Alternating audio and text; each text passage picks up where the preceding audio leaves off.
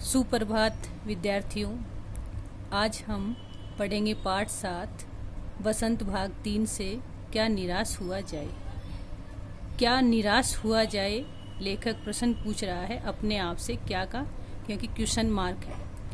मेरा मन कभी कभी बैठ जाता है। मन बैठ जाना एक मुहावरा है जिसका अर्थ होता है निराश हो जाना। समाचार पत्रों में ठगी, डकैती, चोरी, तस्करी और भ्रष्टाचार के समाचार भरे रहते हैं। आरोप प्रत्यारोप का कुछ ऐसा वातावरण बन गया है कि लगता है देश में कोई ईमानदार आदमी ही नहीं रह गया है। हर व्यक्ति संदेह की दृष्टि से देखा जा रहा है। जो जितने ही ऊंचे पद पर है उनमें उतने ही अधिक दोष दिखाए जाते हैं। अब इसमें बताया गया है कि जैसे कि हम रोज़ समाचार पत्रों में पढ़ते हैं, ठगी, डकैती, चोरी, तस्करी का अर्थ भी चोरी होता है, भ्रष्टाचार यानी कि घोटाला, इनके बारे में पढ़ते हैं तो हमें अपने आप में संदेह होता है, या फिर देखते हैं कि रोज़ चिंता की, जैसे कि चोरी हो गई, डकैती हो गई, ऐसे ही समाचार पत्रों में समाचार भरे रहते हैं। आरोप और प्रत्यारोप ये एक द्वंद्व समास है, क्योंकि आरोप और प्रत्यारोप, आरोप का उल्टा अर्थ होता है प्रत्यारोप यानी कि विलोम शब्द, एक दूसरे पर भारी दोष लगाना। कुछ ऐसा वातावरण बन गया है कि देश में कोई ईमानदार, कि पूरे देश में कोई ईमानदार आदमी ही नहीं रह गया, क्योंकि चारों तरफ भ्रष्टाचार फैला हुआ है। हर व्यक्ति संदेह की दृष्टि से देखा जाता है कि किसी पर भी विश्वास नहीं किया जाता। सब एक दूसरे को संदेह की दृष्टि से देखते हैं। जो जितने ही ऊंचे पद पर हैं, कितने ही ऊंचे पद पर हो, उनमें उतने ही दोष दिखाई देते हैं। कि जो एक आदमी दूसरे आदमी को हर समय दोष की दृष्टि से देखता है, उसमें गुण नहीं बल्कि अवगुण की दृष्टि से देखा जाता है। अब हम पढ़ेंगे अगला। एक बहुत बड़े आदमी ने मुझसे एक बार कहा था। अब इसमें जो लेखक है हजारी प्रसाद द्विवेदी कह रहे हैं, अनुभव कर रहे हैं कि इस समय सुखी वही है जो कुछ नहीं करता, कि इस समय वही सुखी है जो कुछ नहीं कर रहा है। जो कुछ भी करेगा उसमें लोग दोष खोजने लगेंगे। कि करने वाले इंसान यानी कि जो भी व्यापार करते हैं, काम धंधे करते हैं, सब लोग उसमें दोष देखते हैं, लेकिन उनके गुण नहीं देखते। उसके सारे गुण भुला दिए जाते हैं। जो उसमें गुण होते हैं उनको सबको भुला दिया जाता है और दोषों को बढ़ा चढ़ाकर दिखाया जाने लगेगा। कि जो दोष हैं उनमें उसको और अधिक बढ़ा चढ़ाकर दिखाया जाता है। दोष किसमें नहीं होते, क्योंकि सभी में दोष होते हैं। यही कारण है कि हर आदमी दोषी अधिक दिख रहा है, गुणी कम और बिल्कुल ही नहीं। कि लेखक क्या कहते हैं कि हर आदमी दोषी अधिक दिख रहा है, कि दोष लोग पहले देखते हैं लेकिन उसके जो गुण होते हैं उनको बिल्कुल भी कम देखते हैं। स्थिति अगर ऐसी है तो निश्चित ही चिंता का विषय है। अगर ऐसी ही स्थिति बनी रही तो आगे जाके बहुत ही चिंता का विषय बन जाएगा। क्या यही भारतवर्ष है? अब लेखक अपने आप से क्वेश्चन कर रहा है, क्या यही भारतवर्ष है अपना, जिसका सपना तिलक और गांधी ने देखा था। कि बच्चों, आपने जैसे कि तिलक और गांधी के सपनों को देखा होगा। रविंद्रनाथ ठाकुर और मदन मोहन मालवीय का महान संस्कृति सभ्य भारतवर्ष किस अतीत यानी कि बहुत के गहर में डूब गया। कि लेखक जैसे कि हजारी प्रसाद द्विवेदी हैं, वो अपने आप से कह रहे हैं कि क्या यही अपना भारतवर्ष है जिसमें हर समय चोरी, डकैती, तस्करी, भ्रष्टाचार फैले रहते हैं और लोग अपने एक दूसरे को दोष की दृष्टि से देखते हैं, उसके गुण नहीं देखते, उसमें क्या गुण है किसी पर विश्वास नहीं करते। तो क्या यही अपना भारतवर्ष है? आर्य और द्रविड़, हिंदू और मुसलमान, यूरोपीय और भारतीय आदर्शों की मिलन भूमि मानव महासमुद्र क्या सूख ही गया? मेरा मन कहता है ऐसा हो नहीं सकता। हमारे महान मनुष्यों के सपनों का भारत है और रहेगा। अब लेखक कह रहा है कि क्या यही भारतवर्ष है, कि इनमें सब जो कि हमारी संस्कृति है, हमारी जो भाषाएं हैं, जैसे कि रविंद्रनाथ ठाकुर, मदन मोहन मालवीय का महान अपनी संस्कृति है, सभ्य है भारतवर्ष, बहुत ही अतीत गहर में डूब गया है कि सब कुछ दिखाई नहीं दे रहा है।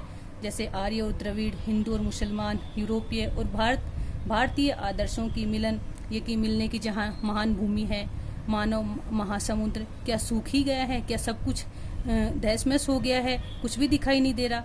तो ये क्वेश्चन कर रहे हैं, प्रश्न पूछ रहे हैं। मेरा मन कहता है कि अपने आप से कह रहे कि मेरा मन ऐसे कहता है कि ऐसा नहीं हो सकता कि ये सब कुछ खत्म हो गया है, ऐसा नहीं हो सकता। आज भी हमारा भारतवर्ष में वही है जो पहले था, लेकिन मन में कुछ ऐसा महसूस हो रहा है कि ऐसा हो नहीं सकता।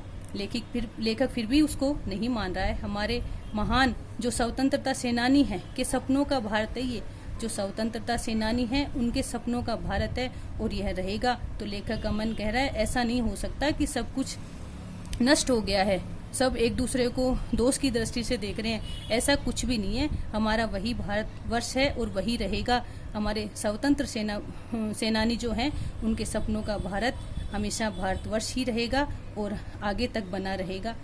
अब आगे पढ़ रहे हैं, यह सही है कि इन दिनों कुछ ऐसा माहौल बना है, माहौल यानी कि वातावरण, इन दिनों ऐसा ही कुछ माहौल बना हुआ है कि ईमानदारी से मेहनत करके, कि जो लोग ईमानदारी से मेहनत करके जीविका यानी कि रोजी रोटी चलाने वाले निरीह हैं, उनकी निरपराध जो हैं और भोले भाले श्रमजीवी पिस रहे हैं, कि जो माहौल ऐसा वातावरण बन गया है कि ईमानदारी से मेहनत करके, जो लोग ईमानदारी से मेहनत करके अपनी रोजी रोटी चला रहे हैं और निरपराध हैं, जिन्होंने कोई अपराध नहीं किया, और भोले भाले श्रमजीवी पिस रहे हैं, बेचारे जो कि सीधे साधे हैं, परिश्रम करने वाले, वो पिस रहे हैं, और झूठ तथा फरेब का रोजगार करने वाले फल फूल रहे हैं। और जो मेहनत नहीं करते, ईमानदारी से काम नहीं करते और अपना और डेली अपराध करते हैं, वो लोग, जैसे भ्रष्टाचार फैल रहा है, तो वो लोग क्या है, हमेशा फल फूल रहे हैं, और जो मेहनत कर रहे हैं वो बेचारे हमेशा पीछे जा रहे हैं। ईमानदारी को मूर्खता का पर्याय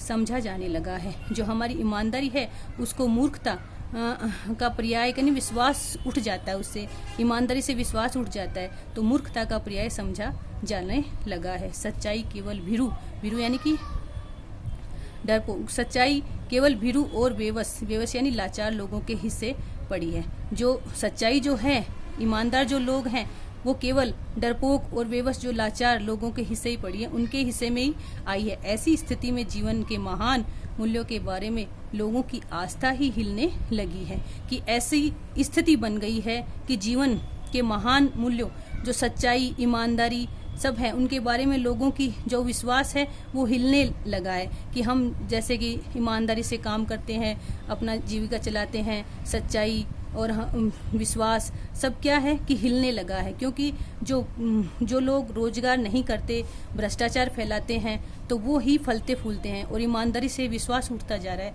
ऐसा लेखक ने कहा है। भारतवर्ष ने कभी भी भौतिक वस्तुओं के संग्रह को बहुत अधिक महत्व नहीं दिया है। कहने का मतलब है जो हमारा भारतवर्ष है कि उसने कभी भी भौतिक यानी अन्य जो वस्तुएं हैं उनका कभी उनको महत्व नहीं दिया, पैसों को महत्व नहीं दिया। कहने का मतलब ये है कि पैसों को कभी महत्व नहीं दिया, और उसकी दृष्टि से मनुष्य के भीतर जो महान आंतरिक गुण स्थित भाव से बैठा हुआ है वही चरम और परम है। यानी कि मनुष्य के भीतर जो महान आंतरिक गुण जो भी, यानी उसकी दृष्टि में जो मनुष्य के भीतर जो महान गुण हैं, भरे हुए हैं, स्थित भाव से बैठे हुए हैं, वही चरम और परम है। लोभ, मोह, काम, क्रोध आदि विचार मनुष्य में स्वाभाविक रूप से विद्यमान रहते हैं। कहने का मतलब है लोभ, मोह, काम, क्रोध आदि जो हमारे विचार हैं मनुष्य के, हमेशा उनका स्वाभाविक यानी कि उनका परम स्वभाव ही है, उनमें हमेशा विद्यमान रहने वाले गुण हैं ही। पर उन्हें प्रधान शक्ति मान लेना और अपने मन तथा बुद्धि को उन्हीं के इशारे पर छोड़ देना बहुत बुरा आचरण है। कि उन्हें प्रधान शक्ति मान लेना, कि यही जो काम, क्रोध, लोभ, मोह है, जो स्वाभाविक जो मनुष्य के विचार हैं, उनमें हमेशा विद्यमान रहने वाले जो गुण हैं, तो उन्हें प्रधान शक्ति मान लेना और अपने मन तथा बुद्धि को उन्हीं के इशारे पर छोड़ देना, अपना मन, अपनी बुद्धि और बहुत बुरा आचरण है। कि हमेशा उनके ऊपर छोड़ देना, इन गुणों पर छोड़ देना बहुत बुरा आचरण है। मतलब कि बहुत बुरा अपना स्वभाव हो जाता है, अपना मन हो जाता है कि हमेशा हम लोभ में, मोह में, काम, क्रोध आदि के विचार हमेशा जो अपने स्वाभाविक गुण हैं उन पे ही विद्यमान रहते हैं और उन्हें ही प्रधान मान लेते हैं। तो ऐसा लेखक का कहना है। भारतवर्ष ने कभी भी उन्हें उचित नहीं माना, कि अपना जो भारतवर्ष है उन्होंने कभी भी उचित नहीं माना है इन गुणों को, उन्हें सदा संयम के बंधन से बांधकर, संयम की नियंत्रण के बंधन से बांध कर रखने का प्रयत्न किया गया है कि हमेशा उनको बांध के रखो। उनका कहना है कि हमेशा लोभ, मोह, काम, क्रोध आदि में ही नहीं लगने के लिए किया गया है, कि रखने को प्रयत्न किया गया, कोशिश की गई है, परंतु भूख की अपेक्षा नहीं की जा सकती, कि जो भूख की अपेक्षा नहीं की जाती, कि भूख का तिरस्कार नहीं किया जाता। अगर हम इन काम, लोभ, मोह, काम, क्रोध आदि को तो हम नियंत्रण कर सकते हैं, लेकिन जब हमें भूख लगेगी तो हमें उस समय तो खाना ही चाहिए। तो ऐसा लेखक ने कहा है कि उसका तिरस्कार हम नहीं कर सकते। बीमार के लिए दवा की अपेक्षा नहीं की जा सकती। जैसा व्यक्ति बीमार है तो उसके लिए दवा ही जरूरी होती है, ना कि काम, क्रोध, लोभ, मोह। तो ऐसा ही लेखक ने कहा है, गुमराह को ठीक रास्ते पर ले जाने के उपायों की उपेक्षा नहीं की जा सकती।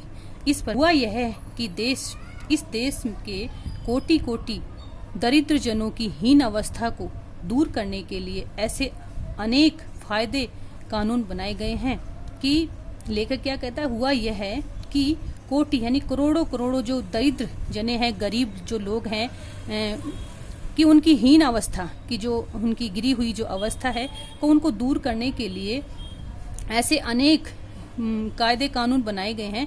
जैसे कि लोग जो गरीब हैं, दरिद्र हैं, उनकी अवस्था को देखते हुए लेखक कह रहा है कि उनको काम करना चाहिए, जैसे कृषि है, उद्योग है, वाणिज्य यानी व्यापार है, शिक्षा है और स्वास्थ्य की स्थिति को अधिक उन्नत और सुचारू बनाने के लक्ष्य से प्रेरित है कि ऐसे काम लोग कर सकते हैं। उनके लिए कृषि, उद्योग, वाणिज्य, शिक्षा, स्वास्थ्य की स्थिति जो है कि उसको सुचारू रूप से बनाने के लक्ष्य, यानी उनका लक्ष्य है, उनको वो प्रेरित कर रहे हैं कि ऐसे दरिद्र जो लोग हैं उनकी हीन अवस्था को देख वो ऐसे काम कर सकते हैं ताकि उनकी दरिद्र अवस्था जैसे दूर हो जाए, तो वो भी कुछ कमाने लगे, कृषि करने लगे, तो कुछ तो फायदा होगा उनको, ऐसा लेखक ने कहा है। परंतु जिन लोगों को इन कार्यों में लगना है उनका मन सब समय पवित्र नहीं होता।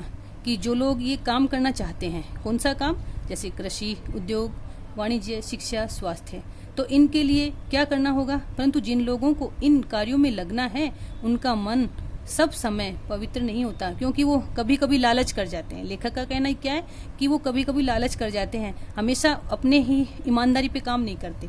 ऐसा कहा है लेखक ने कि हमेशा उनको फिर आगे जैसे समय निकलता है तो उनको लालच नजर आने लगता है, वे ही लक्ष्य को भूल जाते हैं। वो जो अपने लक्ष्य पर जा रहे हैं, अपने मंजिल तक जा रहे हैं, उसको भूल जाते हैं और बीच रास्ते पे ही अटक जाते हैं, क्योंकि उनका मन सुचारू रूप से अपने लक्ष्य की तरफ नहीं रहता और अपनी ही सुख सुविधा की और ज्यादा ध्यान देने लगते हैं। कि भारतवर्ष सदा कानून को धर्म के रूप में देखता आ रहा है।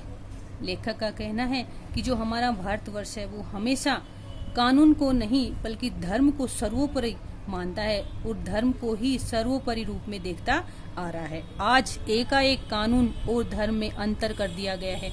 कि लेखक कह रहा है आज एकाएक कानून और धर्म में अंतर कर दिया गया है। धर्म को धोखा नहीं दिया जा सकता, धर्म को धोखा नहीं दिया जा सकता। हम कभी भी धर्म को धोखा नहीं दे सकते, कानून को दिया जा सकता है। कानून को हम धोखा दे सकते हैं लेकिन धर्म को कभी नहीं दे सकते।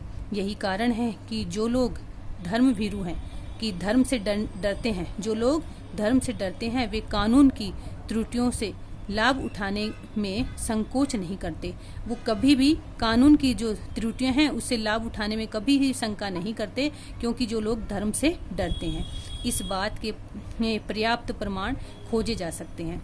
अब लेखक क्या कह रहे हैं, जो ये बात है इसके बहुत सारे पर्याप्त की प्रमाण हैं जो खोजे जा सकते हैं कि समाज के ऊपरी वर्ग में चाहे जो भी होता रहा हो, समाज का जो ऊपरी वर्ग है उसमें जो कुछ भी हो रहा है, भीतर भीतर भारतवर्ष अब भी यह अनुभव कर रहा है कि धीरे धीरे जो अपना भारतवर्ष है वो अपने अंदर यह अनुभव कर रहा है कि धर्म कानून से बड़ी चीज है, कि हमेशा धर्म है वो कानून से बड़ी चीज होती है। अब भी सेवा, ईमानदारी, सच्चाई और आध्यात्मिकता के मूल्य बने हुए हैं। कि लेखक कह रहा है कि हमेशा चोरी, डकैती, तस्करी नहीं रहते, हमेशा आगे ईमानदारी, सच्चाई और आध्यात्मिक मूल्य भी बने हुए हैं। इन चीज़ों को देख के लगता है कि अभी भी भारतवर्ष में ऐसा है कि ईमानदारी भी है, सच्चाई है और आध्यात्मिकता के मूल्य भी बने हुए हैं। वे दब अवश्य गए हैं, हाँ वे कम अवश्य हो गए हैं, लेकिन नष्ट नहीं हुए हैं। लेखक का कहना है कि अभी भी मौजूद हैं, नष्ट नहीं हुए हैं। आज भी वह मनुष्य से प्रेम करता है, कि आज भी वह मनुष्य से प्रेम करता है, एक दूसरे से प्रेम करते हैं, महिलाओं का सम्मान करता है, झूठ और चोरी को गलत समझता है, कि हमारा जो भारतवर्ष है वो आज भी झूठ और चोरी को गलत समझता है, दूसरे को पीड़ा पहुंचाने को पाप समझता है। हर आदमी अपने व्यक्तिगत जीवन में इस बात का अनुभव करता है, महसूस करता है। समाचार पत्रों में जो भ्रष्टाचार के प्रति इतना आक्रोश, गुस्सा भरा हुआ है भ्रष्टाचार के प्रति, वह यही साबित करता है कि हम ऐसी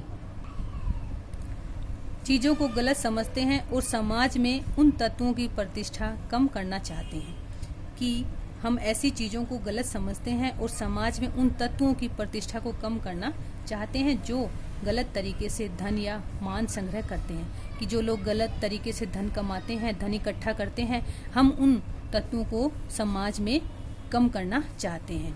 दोषों का पर्दाफाश करना बुरी बात नहीं है, किसी की बुराई करना, कहने का मतलब पर्दाफाश करना, किसी की बुराई करना, तो वो बुरी बात नहीं है। बुराई यह मालूम होती है कि किसी के आचरण के गलत पक्ष को उद्घाटित करके उसमें रस लिया जाता है, कि किसी के आचरण, जो उसका स्वभाव है, उसका आचरण है, उसमें गलत जो पक्ष होता है उसको उद्घाटित करके उसमें रस लिया जाता है, उसका मजाक उड़ाया जाता है और दोषाउद्घाटन और एकमात्र कर्तव्य मान लिया जाता है, उसको दोषी मान लिया जाता है और उसका एकमात्र कर्तव्य मान लिया जाता है। बुराई में रस लेना बुरी बात है, क्योंकि लेखक कहता है कि बुराई में रस लेना बुरी बात है। अच्छाई में उतना ही रस लेकर उजागर न करना और भी बुरी बात है, कि जैसे ही हम किसी की बुराई करते हैं और उसको किसी के आचरण में उसको गलत समझते हैं, उसको उद्घाटित करते हैं, उसमें रस लेते हैं, तो वो बुरा है। लेकिन किसी की अच्छाई को हम कभी भी उजागर नहीं करते। किसी मनुष्य अगर कोई अच्छा काम करता है तो हम उसको कभी भी उजागर नहीं करते, हमेशा उसकी बुराई ही करते रहेंगे, तो ऐसा गलत है। सैकड़ों घटनाएं ऐसे ही घटती हैं, जिन्हें उजागर करने से लोग चित्त में अच्छाई के प्रति अच्छी भावना जगती है। जिन्हें उजागर करने से लोग कि सैकड़ों ऐसी घटनाएं होती रहती है, लेकिन हमेशा उसको उजागर करने में लोग क्या करते हैं, अपने मन में अच्छाई के प्रति अच्छी भावना जगती है। अगर हम अच्छाई की आगे तक उसमें रस लेंगे, उसको बढ़ाएंगे, तो हमेशा उनके प्रति हमारी भावना जगती रहेगी, लेकिन बुराई के प्रति हमारी भावना है वो कम होती रहेगी। अब हम इससे आगे अगली क्लास में पढ़ेंगे।